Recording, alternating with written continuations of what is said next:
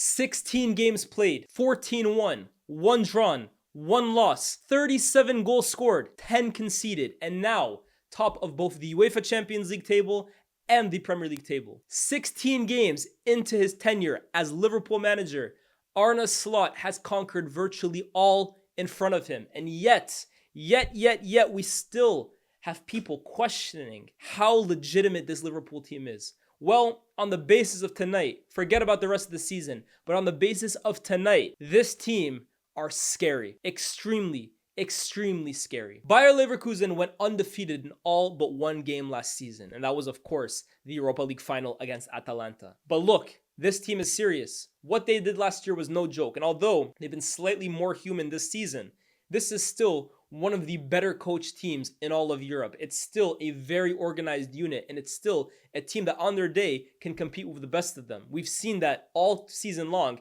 before tonight. And the manner in which Liverpool have disposed of them is honestly emphatic. And I think it's especially more damning that at the helm of Leverkusen is none other than Xabi Alonso, who just a few months ago, and I would still say probably now, is the most highly sought after manager in European and world football. And he in fact had the chance to replace Jurgen Klopp at Liverpool, turned down the job, decided to stay at Leverkusen for another season, and you would have to think it's to take the Real Madrid job in another year's time. However, football moves fast, man, because Liverpool didn't waste time. They didn't cry over spilled milk. They didn't say, oh, life's over because Alonso rejected us. Nah, let's go find somebody else. That someone else was Arne Slot.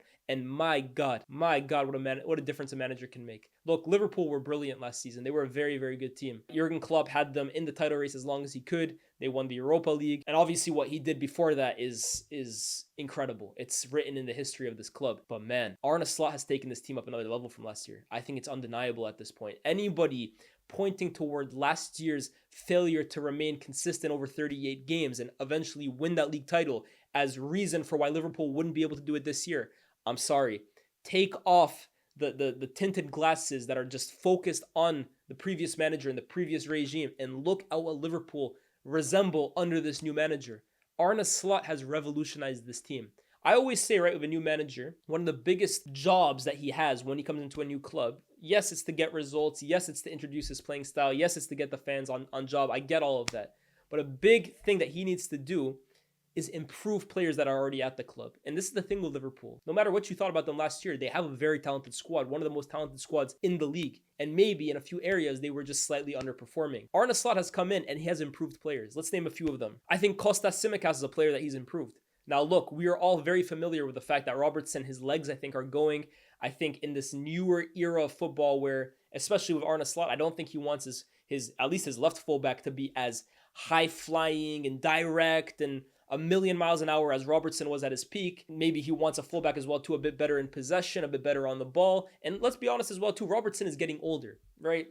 Father Time is undefeated. He's brought in Kostas Tsimikas more and more into this team. And I have to be honest with you, Tsimikas was never a player I really looked at and was moved by at all. Like I thought he was an okay player. But under Arne Slot this year, he's looked every single bit like a very able starter for Liverpool Football Club. What started off as just a deputy for Robertson has now come in, and you could argue Robertson's not getting back in the team in the form that Kostas Tsimikas is in. I think Trent Alexander-Arnold, he has improved. And look, I wax lyrical about Trent all the time.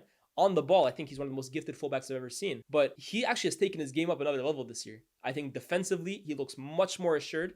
I think he looks much better in his duels.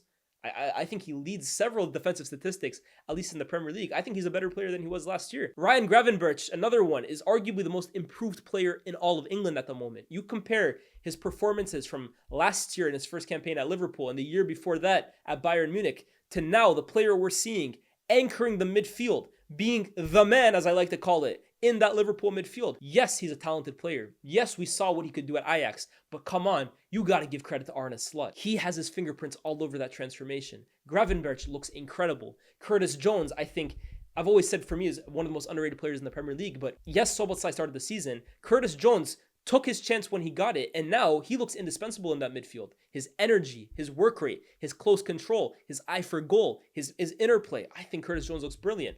And then, the man of the hour tonight, Luis Diaz.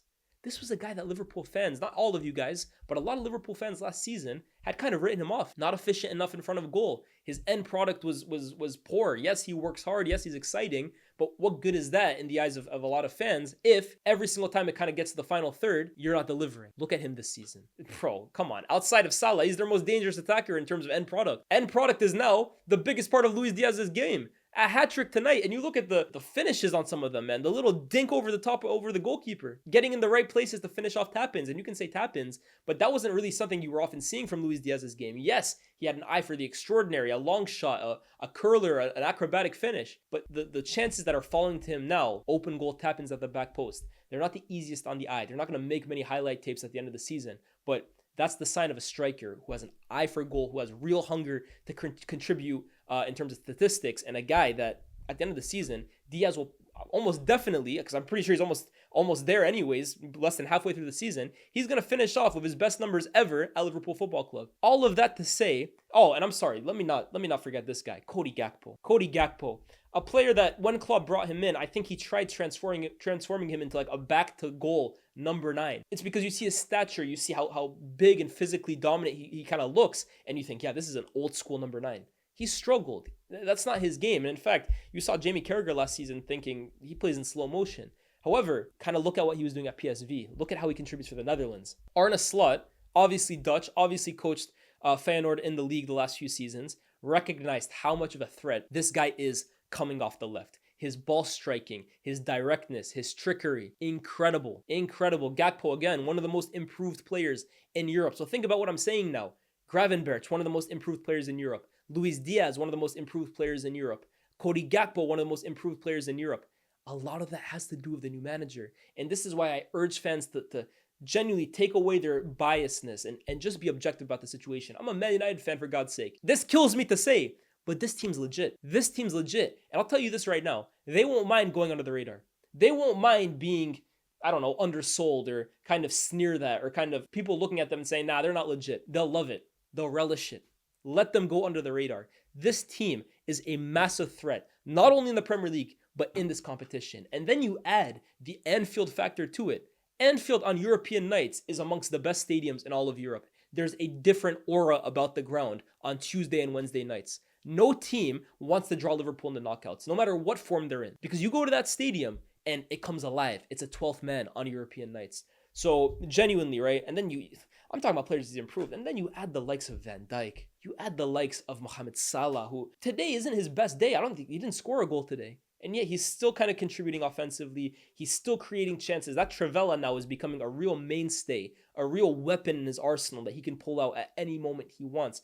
And the thing with Salah as well too is because he's so dangerous and because he's such a threat, he attracts double teams. He requires you as a defense to almost exert full attention on him. But when in your front line, you got Gakpo, you got Luis Diaz, you got Trent overlapping on the wing, go double Mohamed Salah. Leave one of those guys open.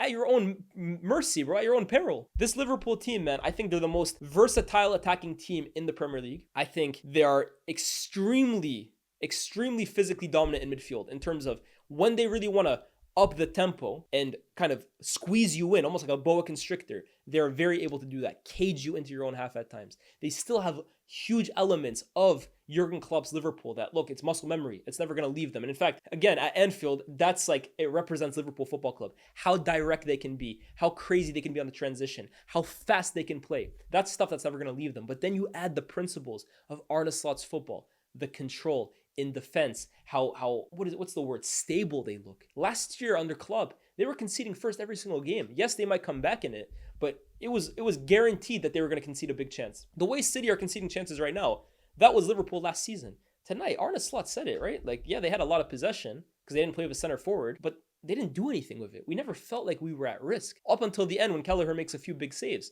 They were easy. So yes, they might not have the ball all the time, but there's various different forms of control. Everyone thinks control means you have to play Pep Guardiola football where you have the ball for 90% of the time.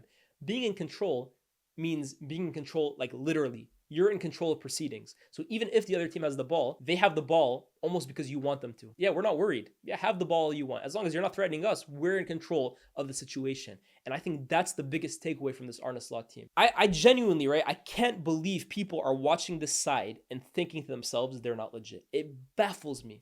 It baffles me. I don't know whether it's because they're scarred from last season or maybe, I don't know, it's easy to underplay them. But watch with your eyes, guys. This is one of the best teams in Europe. And I look at Europe right now, right? This Champions League is available for a few teams. Real Madrid are an absolute shambles. They are an absolute shambles. Manchester City look extremely human without Rodri in there. Arsenal, I'm sorry, I don't buy it in European knockout competition with Arteta and these guys. I'm personally not the biggest believer. Bayern Munich, I've watched them numerous times this season. They're not ready for prime time this year. I look at the other teams, the Italian, Juve and Milan, I'm not too sold on. Inter, I think because of how great in competition Inzaghi is, they'll go quite far. But even them, like to go all the way, that's a big ask from them. At the moment, right, and I'm not trying to be too rash here because we're only 4 games into the campaign. Let's see who draws who.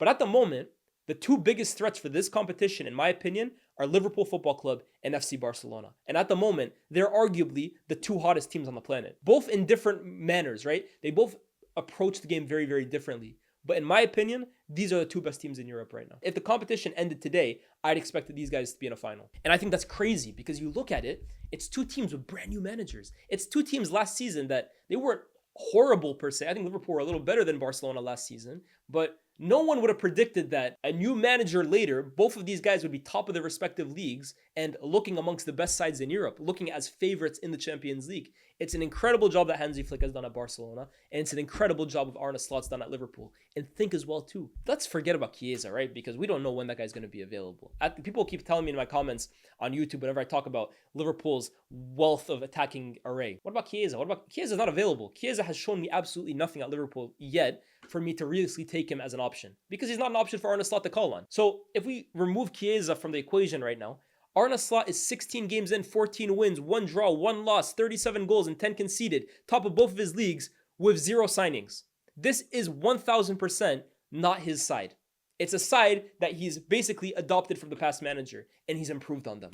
That is an incredible coaching job, guys. It's incredible. Now, as for Leverkusen, look, this year is kind of a reality check for them, right? They didn't really lose anybody over the summer. Not that I can really think of. No one really like crucial. But it shows you, I think, how crazy momentum can be in football. Like if you really hit a good stride at the right point in the season, bro, you can be untouchable. And I do think that had a huge part to play in Leverkusen's season last year. Like, yes, they were incredible, but guys, they were winning games in the 93rd, 94th minute, like 6 in a row.